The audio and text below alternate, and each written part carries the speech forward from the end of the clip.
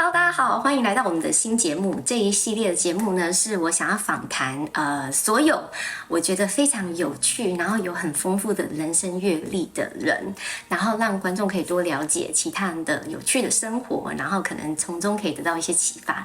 那我们今天第一集的主角呢，其实是我已经对他们的生活好奇了很久，然后其实去年的时候就已经访谈他了，但是因为剪接的一些关系，所以我们拖到今年才发。今天的主角呢，他的名字叫做 Jason 王。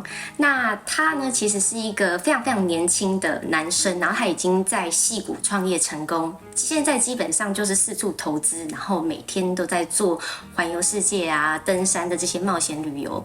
那他有他的老婆 Grace 跟他一起每天四处去吃美食啊，四处去登山啊。但是我觉得他们的这个环游世界的冒险的模式呢，跟其他很多人都有一点点不一样，或许也有一样嘛，但是可能我没有 follow 那么多，没有追踪那么多环游世界的人，但是我有追踪小象爱旅游，我非常想要访问小象爱旅游。如果有人认识小象的话，可以再帮我推荐一下。但是呢，我们今天就先来了解一下为什么 Jason 的故事我觉得这么棒，是因为他的背景是他有在矽谷创业成功。我觉得很多人其实也会对于说，这么年轻就在矽谷创业成功，他是怎么样走过这个历程？其实我在访谈当中也有访问他，所以一定要把影片看到最后。我们有聊到一些关于矽谷创业的一些诀窍。那当然，他也有分享一些他创业的一些故事，还有包含他怎么认识他老婆，他们是怎么样走上他们的，首先是走美食之旅，然后后来到后面变成有点像极限的登山之旅。好几次呢，他们真的在访谈中跟我分享，差点在沙漠里面死掉好几次，没有真的死，但是就是非常非常危急的情况。然后他也分享说，他们其实在登山的过程当中，需要背着50磅的这个背包，就是说里面的生存的一些食物工具啊，然后还要再带着30磅的雪橇。我真的觉得说，一个这么年轻，然后这么成功的企业家，将近是半退休的状态之下，还愿意这么吃苦耐劳的环游世界，我真的觉得他们非常值得我尊敬。然后有非常多的他们的心得感想，我也非常非常的好奇，所以就想要把这一系列访谈分享给大家，然后让大家可以在平常生活之余，可以多看看原来有人是这样子生活的。那之后我们这个系列也会访谈很多大家可能觉得有趣的人，如果你有兴趣的话，赶快跟我报名，我可以试着去联络那个人，看看愿不愿意给我访谈，然后可以帮大家问大家好奇想要知道的事情。那 Jason 呢，他本身把他所有的冒险记录都记录在他们的网站上面，所以小编会帮我把网站放上去，然后他们也有2个夫妻共同的一个 Instagram 是账号在这里。那另外他们夫妻2人也有各自的账号，你们都可以去追踪他们哦。其中中间他还有分享，他会去那种零下30度 F 的地方，或者是超过华氏100度的地方去冒险，甚至他们去的很多地方是没有厕所，没办法洗澡。他们还告诉我说，因为我很好奇说，那你们这样子旅游，你们要带多少行李换洗衣服啊？像我每次出去日本啊，或者是亚洲啊、台湾啊，我就要带好多衣服，每天穿不一样的衣服。他们就是已经冒险到，他们每天可以穿同一件衣服，而且那种衣服的材料是可以30天都不用洗的，也不会长细菌，也不会臭。是不是很好奇啊？看到最后你就会知道是什么样的衣服可以有那么强的功能。甚至是他有分享他吃的一些保健品，因为我问他说他不怕生病嘛，因为真的要去这种冒险，体力真的要很棒。然后他也有分享他就是在其他的很有名的亿万富翁那边听到的一些秘密的保健品，可以长命百岁哦。所以我就觉得说，这个真的太有趣了，我一定要跟大家分享这个事情。因为我本身呢，如果我真的有钱退休的话，我一定会选择出国都要住5星级的饭店，然后就是去很舒适的地方旅游。我可能没有办法像他们这样子，就是去登山呢！我真的觉得我一辈子应该登不了什么山，因为我真的是一个非常养尊处优的人，就是想要就是在家宅。总之，我们赶快废话不多说，赶快开始听他们的访谈吧。然后有什么想法都可以跟我们留言互动哦。那我们就开始吧。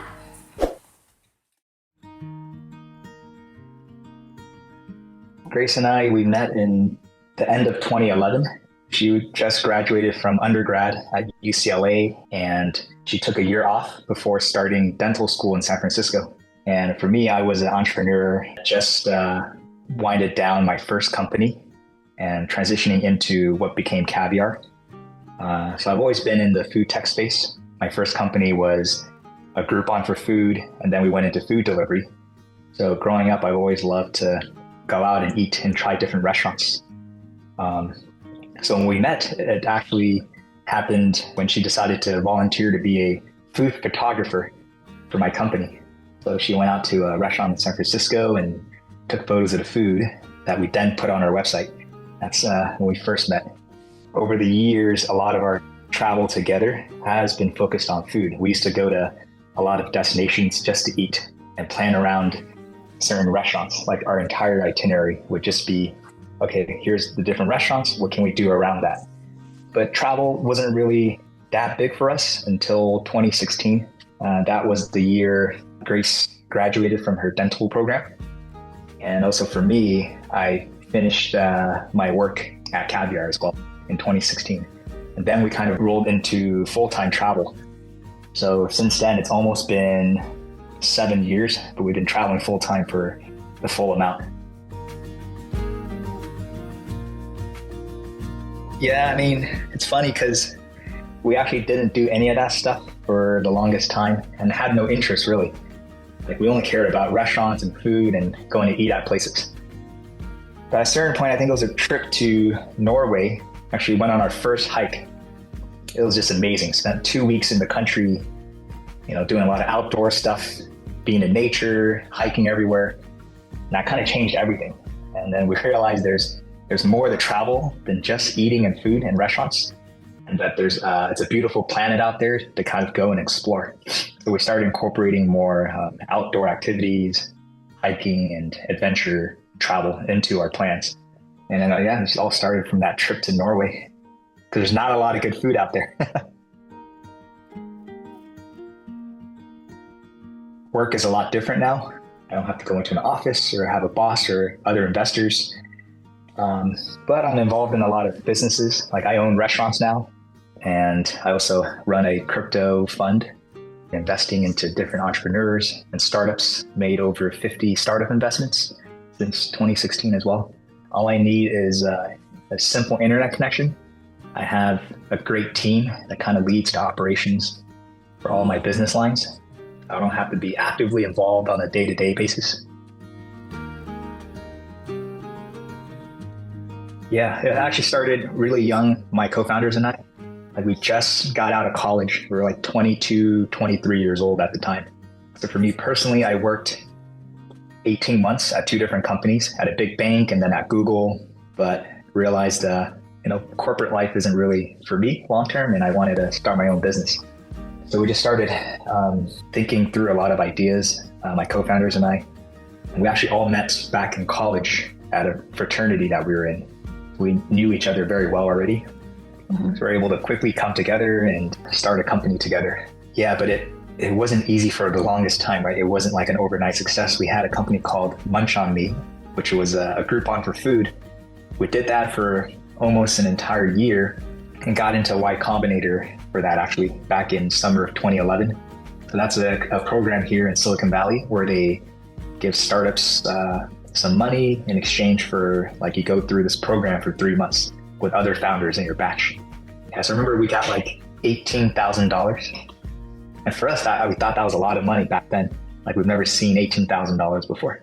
And we used that to kind of build the entire company up, but didn't really raise any more money after that because the whole kind of the daily deals industry collapsed when we were launching. So we had to change ideas. We're out of money, but just enough to survive for like 2 more months. And this was 2012. And decided one day to pivot into food delivery because we realized that restaurants don't deliver. Only like a few pizza shops and Indian restaurants actually do delivery. So 99% of restaurants in America didn't offer any delivery, but those are the places that you want to eat at, right? They have the best food, but you have to go there and eat it or do a takeout order. The idea kind of just clicked. We launched with this kimchi burrito, which was really popular in San Francisco. There would always be a line out the door during lunch. And we asked the owners, like, can we help you sell your kimchi burrito? But you guys don't have to do anything, just make more of it. We'll come pick it up and drop it off to our friends who work in these high rises in San Francisco. And this was 2012. Nothing else really existed that was similar in that regard. So we launched, became the first on-demand food delivery app in the United States. This was way before UberEats and DoorDash even existed. There's so much demand for the product, we will sell out every day.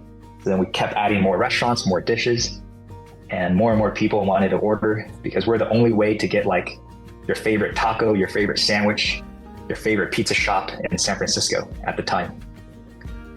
And kind of just built it from there and went to different cities. 2 years later, we sold the business. Yeah, I mean, we were running like 3 businesses at the same time, right? And with only 2 engineers, they're my co-founders. And that was it for almost the entirety of the company. So from a user's perspective, when you place an order on Caviar, it looks very seamless, right? You're redirected to a maps page and you see your driver go pick up the food and then deliver it to you. But in the background, everything is manual. Like when an order came in, I would get an email in my inbox. And when that email came in, I have to call the restaurant and tell them, you have an order, go check your fax machine, or I have to read them the order. Wow. And then they make the food, but then someone has to go pick up the food. So I had a spreadsheet of drivers we found on Craigslist, and I would text them, be like, hey, can you go to this restaurant to pick up the food? And then some would reply yes, and I would give it to the nearest driver. And then they would literally go pick up the food and then drop it off at the customers. But the whole payment system, everything just wasn't built. So we collected the money from the customer, but then later on we had to give that money to the restaurant and pay the driver as well. Yeah, so a lot of the times, I remember the first like 3 months, the co-founders and I, we were the drivers for the app. So when you place an order, I'll call the restaurant, go rent a Zip car in San Francisco, go pick it up, drop it off at the customers, and then drop off the Zip car back in the garage. So we did that for like 3 months, just ourselves. So I think every day it was like, we would be working on the app from breakfast, because some of our restaurants open for breakfast, all the way to like midnight, because some of our restaurants do late night delivery, and there's demand for breakfast and late night and everything in between. People want lunch, dinner, and afternoon snack. We were constantly operating and looking at things while building the business and expanding at the same time. It's always been for fun. Created something called City Foodsters. Because one, we like to travel, we like food and restaurants, and we like photography. So when you combine all of that, like a food blog just makes a lot of sense. We also like to document places we've been and to share that with people. We still collect all the photos, but it's actually most updated on our Flickr account. Like it's literally up to date by the month. It has photos of every restaurant we've ever eaten at, like more than 1,000 plus restaurants, 60,000 plus photos on there, just of our food adventures over the last almost like 12 years now. I've definitely thought about it. Like there's different ways to monetize, right? Probably the easiest is just to do food tours. You get access to restaurants and you can gather groups of like-minded people around the world. They're probably willing to pay a premium for you to set up an itinerary that's already planned for them. And there's a lot of people doing this today already. That's one easy way. But yeah, I just never got into it. We're just focused on our own personal travel journey and not trying to turn this into a business for now. It's still a hobby. Yeah, and I mean, a couple of requests came in like in the last month, actually from restaurants in San Francisco. They want to collaborate, like a meal in exchange for content. So we get that pretty often. But normally, yeah, we don't take on that. I like to pay for my meals. I can be honest about whether or not I liked it, and I can share it with friends more honestly. Yeah, and also a lot of reservation requests for Japan every time we visit, because everybody wants to go visit Japan and eat at the top restaurants. It's also really hard to help everyone with a Japanese reservation, because if they don't show up or they're late, that can ruin your relationship with that restaurant. Oh, wow. I think it has to be in 2012, our meal at Alinea, because that changed our life. Before that meal, we never really did fine dining, didn't understand it, wasn't really into it. That one meal kind of changed the trajectory of, where we were headed in terms of places we wanted to eat. And it opened up the restaurant world on a global scale for us, that we wanted to pursue, like chasing after and getting to experience all these great restaurants around the world. Mm-hmm. And I think that was like the height of Alinea too. They were like top 10 in the world's 50 best. You know, Grant was the executive chef there with Mike, the guy who invented the balloon dish at Alinea. He was, the chef de cuisine. So those were the days. And just never experienced molecular gastronomy before. I think that was our first time ever. And also some of the most memorable are not like even fine dining, like some of the street food. Mm-hmm. Like I go back every year to this taco stand in Puerto Vallarta. I would fly in with some friends and would eat this $1 taco, but it's the best al pastor tacos I've ever had in the world.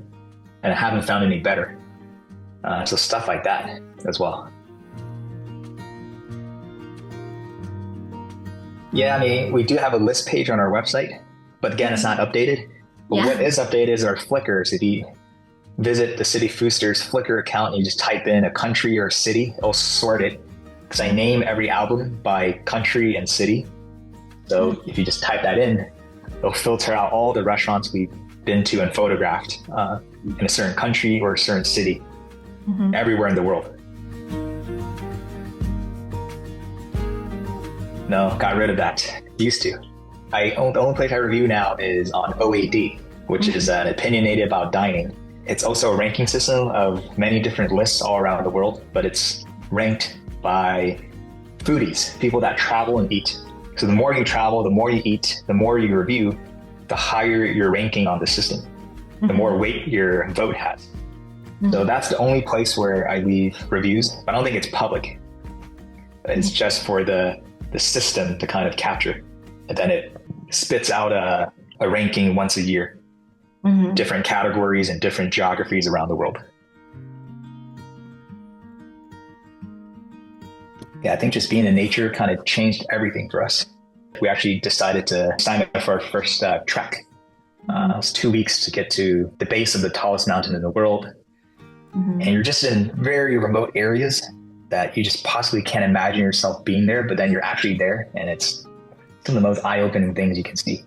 And you see people are living off like a few dollars a day. People are happy, they're content with their lives, and there's friendly people everywhere in the world, no matter their circumstances. They're kind people that want to help you, and you're just never exposed to that back at home because you're in a bubble. And before, when we only travel to eat nice restaurants in a bubble again, like you never really know what's out there. And that kind of flipped around our priorities in life. You're not constantly like going after the best restaurants or at home working, thinking about only work. Life kind of expands and realize there's so much more out there. And that's been the greatest joy, and just going out there and exploring different cultures now. Because I would say we don't very rarely do any food trips anymore. Our travels now revolve more around like adventure, exploration, culture, and kind of on a mission now to like visit every country on the planet and just challenging ourselves too. Can we do that? And also we're trying to climb the 7 summits, something that we thought would be impossible like in 2017, because that was our like first trek ever to Everest Base Camp. But now we're like trying to get to the summit of all of these mountains around the world. And so that's been really game-changing for us. And I realized like the more you deprive yourself of these daily joys, the more you appreciate life as well. Like before, we'll go to Japan, 3-4 times a year. And it kind of got to a point where we just take things for granted and it's like, oh, we're back in Japan. But once you stop going for a whole year or 2 years, or during the whole COVID period, no one could go for 3 years. Like it just makes you appreciate what you had way more, right? Like I would say in 2016, there's no way we could have gone to many of the places we've gone to now. Like you have to be willing to really tough it out sometimes. There's no shower, there's no toilet, there's no food, and it's over 100 degrees. Yeah. And you're in a car for 15 hours a day with no air conditioning. Yeah, but the more you do this stuff, the more you can adapt and you can test your own personal limits. For example, like we climbed this mountain called Denali last year, and the tallest mountain in North America, in Alaska. And it's normally like a 3-week climb. It's really tough. You carry 50 pounds on your back, and you have another 30-pound sled you tie up, and you're walking up this mountain for a couple weeks, and the temperatures get to like negative 30 degrees. And you have to do everything yourself, right? Set up your own tents, make sure you have food to survive, melt the snow for water. And there's no toilet, no showers, and you're trying to get to the top. The more we did stuff like that, the more tolerance you're able to take. It helps with your patience, your inner peace. Going to Somalia after that just seemed easy.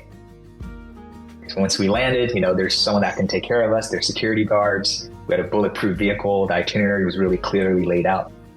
But it's also really cool because once you start traveling to these really remote places, there's a community of people around the world that also do the same thing. And we share tips all the time about our travels, our adventures, and who can we go along with, who are the local guides we can trust. If you asked me like 7 years ago when we first started traveling full time, like would we go to Somalia one day or Yemen or Iraq and all these crazy places, like I would think you're crazy, but here we are. Like we've tackled some of these really what the media would portray as like very dangerous, but for us it was the most rewarding and eye-opening travel we've ever done. A couple of times. We were both in the desert. Yeah, I didn't know if we would make it both times. But essentially, I rented a car in Namibia, which is like a desert country in Africa, and Oman in the Middle East. But both times, we decided not to use guides.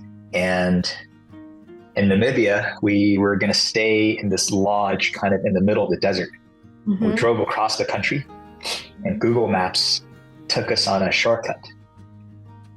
And the shortcut led us through the middle of the desert, and our car got stuck going through the sand dunes and stuff. It wasn't even a 4x4 vehicle. That was my first time driving in the desert, which is not something you encounter in America. Yes, our car got stuck in the sand. It was almost sunset. We were still about 50 miles from the lodge. We had no cell phone reception. There's no one around us. And we only had like one bottle of water left. Oh my and no God. food. So we were panicking, like, this could be it. Like, no one's gonna come save us. It's too far to walk to the lodge. And if we had to go 50 miles, we had to survive. But, and same thing happened in Oman. Like, we were gonna stay at this tent in the middle of the desert. And we thought we knew where to go, like a straight shot. But we couldn't find it and just kept going deeper and deeper into the desert until it became nighttime. And then our car did get stuck in the desert again. So yeah, both times where we thought we were in danger, it's kind of our own fault, and both in desert situations. But luckily, we made it out of both alive and well, just by pure luck. Like in Oman, yeah, it was already nighttime. We were stuck in like this huge pit in the sand dunes. But we saw like a dude with a sheep and a stick just walking through the desert by himself. And he saw us. And he came and like dug us out of the sand. So like, what are the chances of that? Like a desert nomad just happened to be there at the right time and right place, right? Wow. And then we also survived Namibia. Once your life depends on your survival skills, you start thinking outside the box. So we started gathering a lot of rocks that we can find everywhere in the desert, putting it under our tires, and we would go like inch by inch until we were not stuck anymore, and quickly backtracked back to the main road. So, yeah, those were the couple times where we felt like our life may have been in danger throughout our travels. Yeah.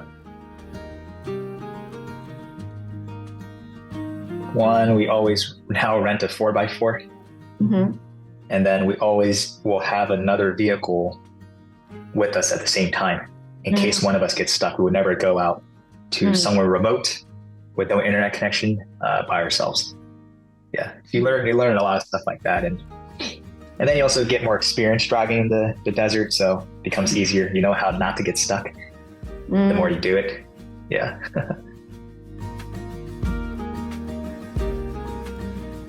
Yeah, one, we only travel with a carry-on. We don't have check-in luggage, just a backpack with our camera here and a carry-on. The trick is to buy merino wool clothing. Like I'm not wearing it now, but usually I wear merino wool when I travel because you can literally go 30 days without washing it, and there's no germs and it won't smell. Wow. So that's a trick. And you bring a few of those, and if you do need to wash it, simple enough, right? You just need soap and water, and it dries really fast. From socks to underpants to shirt, like merino wool is the way to go. Even when we climb mountains, everything, all of our base layers are wool. And there's no smell. It's clean. It's comfortable. Yeah, we don't really wear like fancy clothes anymore, because actually that's actually can make you a target in a lot of these countries, right? You like to dress simply and comfortably. It's been many years. It's got to be before 2020 since I've gotten sick. And I don't know what it is. Maybe it's because I started taking this thing called True Niagen, this anti-aging pill that I heard about on a podcast. Like this billionaire guy in tech, like takes it every day. So I bought it and I've been taking that for years. And ever since, I've actually never gotten sick. So I take the Immunity True Niagen and then the regular one, which adds NAD+, which is good for like extending your life. Also, only had food poisoning once, like a long time ago. We eat a lot of street food, and especially places like Africa, you don't know what's in the kitchen and what they're really cooking all the time. But yeah, I only got food poisoning many years ago on a trip to Jakarta in Indonesia.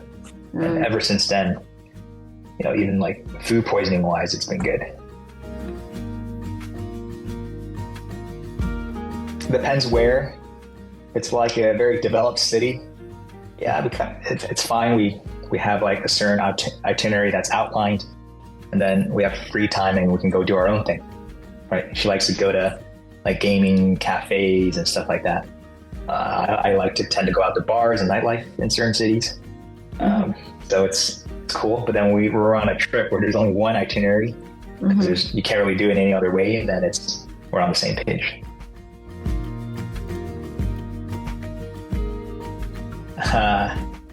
We only stayed in nice hotels, never did anything too physical. It just takes gradual steps. Like again, it was that Norway trip in 2016. I think it was the first time we went camping together, and we only camped one night. And that was amazing. Yeah. But it's kind of just pushing yourself little by little. You get used to it, you learn from it, and then you're able to expand your horizon. I mean, I never skied before, never did really anything too intense. Never climbed mountains for sure. But now these are a lot of our hobbies now, like mountaineering, skiing, diving. Yeah, we're actually about to go on a 2-month dive trip. The first time we dived, it was super uncomfortable. It was scary. I thought I was going to die and suffocate underwater. But you get used to it, and it opens up a whole new world. Like everything you do, like going up the mountains, going in under the sea, you know, like going to snow destinations.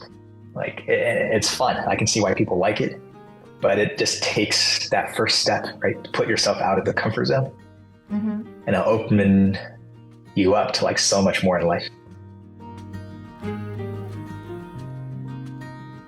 Yeah, one I'll remember forever is actually one of my parents, Grace and my parents. It was in January of 2020, right before COVID shut down the world.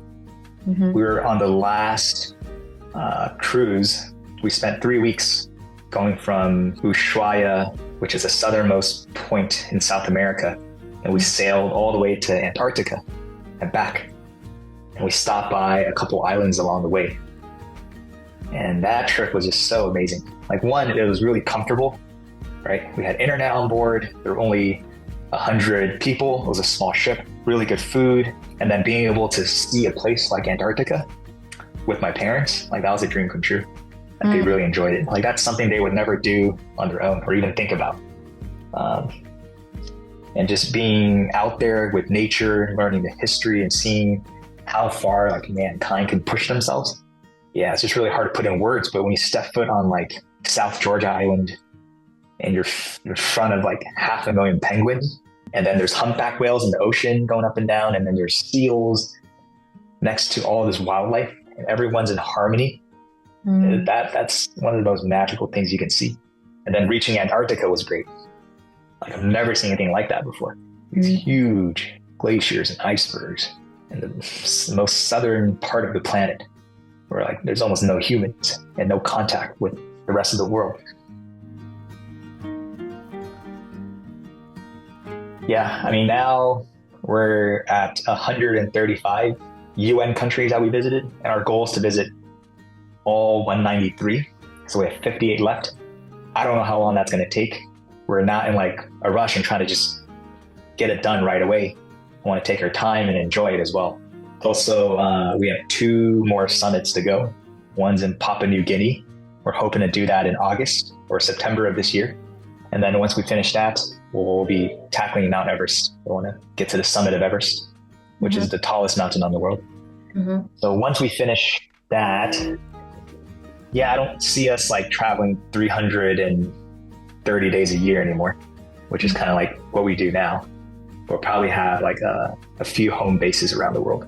Yeah, we definitely want to spend part of the year, every single year in Japan, because it's our favorite country. Because of food or because of places in Japan? Yeah. So we actually lived there for 10 months during COVID. I remember. In April of 2020, we got stuck there by accident. That's when we realized like one day we want to live here. I mean, it's such an amazing place for people who haven't been. It's like, it's super safe. It's really clean. And it's affordable if you want it to be. And it also could be really expensive if you want it to be. And there's everything in between. It's not just food. I mean, there's the most amazing food in the world there. Hundreds of thousands of restaurants in Tokyo alone. But you can take the train to go anywhere and experience like any type of thing. You want to go skiing, you can go to Hokkaido. If you want to go hiking, there's like a lot of mountains there as well. There's peaceful places, there's nightlife. So there's something for everyone. Yeah, I know people that could do it, but very few. Actually, I don't know anyone else that chooses this lifestyle. Even if you have all the time and all the resources to do it, I feel like most people wouldn't do what we're doing. So a lot of people like to stay home and just be in one place and not really go out all the time and adventure and go from one destination to another. I think it's a very small subset of people that kind of do what we're doing. But there are definitely people that do this. Yeah. Is that one of your dreams? I want to. So yeah, in addition to visiting every country and and climbing the 7 summits, I want to do the North Pole, South Pole, and then space. Yeah. When it's more affordable, because right now it's like $500,000 for like 10 to 15 minutes in space, which doesn't seem like the best use of money. Yeah. But it's getting cheaper and more accessible every year. Like soon you'll be able to pay $50,000 and go in a balloon. You can sip champagne, observe Earth, the curvature, and also you'll be in space. Yeah. So can't wait. You gotta get involved in the business or own equity in something. If you're gonna be a W-2 employee, you're gonna wait till 65 plus, and who knows if Social Security will even be there. It's supposed to be depleted in 2037 right now, right? So you gotta really take advantage of your own situation and either start a business, be part of one, make sure you have equity with unlimited upside. I think that's really the only way to secure retirement, especially like nowadays when everything is just so expensive. And then be location agnostic, right? And I think it's really important for me, and which is why I don't believe I'll, spend most of my time in America, even when I'm done traveling, because things here have just gotten like super expensive. Like a 1-bedroom home in the Bay Area, or let's say South Bay, could be like $2 million for a 1-bedroom, like something that costs probably $50,000 in like Southeast Asia, for example. So if you can become location independent, take advantage of remote work, you can really arbitrage and do stuff that can give you recurring income and also give you a lot of upside. And real estate is great too as well. I mean, that's something I do a lot of investing in real estate. So yeah, and the easiest way is to kind of build something that people want. And when you have that, people will come and use your product. And once you have enough traction, it's much easier to raise money from angel investors and institutional investors. Like at Caviar, we were bootstrapped for a whole year. We had like $1,000 left in our bank account. And we used that to kind of build Caviar. Didn't take any investor money, was just focused on building the business, right? Which meant talking to restaurants, talking to users, getting new restaurants, hiring drivers, expanding our business, and just kept our burn extremely low. Yeah, for example, we had an office in San Francisco, but then we rented out half our office, which covered our entire rent. So we were working out there for free. Just being kind of creative and stretching the amount of money you have. It's totally possible. And once we had good enough traction, like when we were doing more than $1 million a year in revenue, like investors started emailing us. Like we wouldn't have to go out and chase investors all the time. Like once you have the numbers to back your business, that's the best time to go and raise money for your company. Good. Thank you so much for today. Of course, yeah. Thanks for having me. You have any additional things that you think our audience might be interesting to know? Well, I'm just happy to help anyone with their travels and questions anywhere in the world, and hit me up anytime.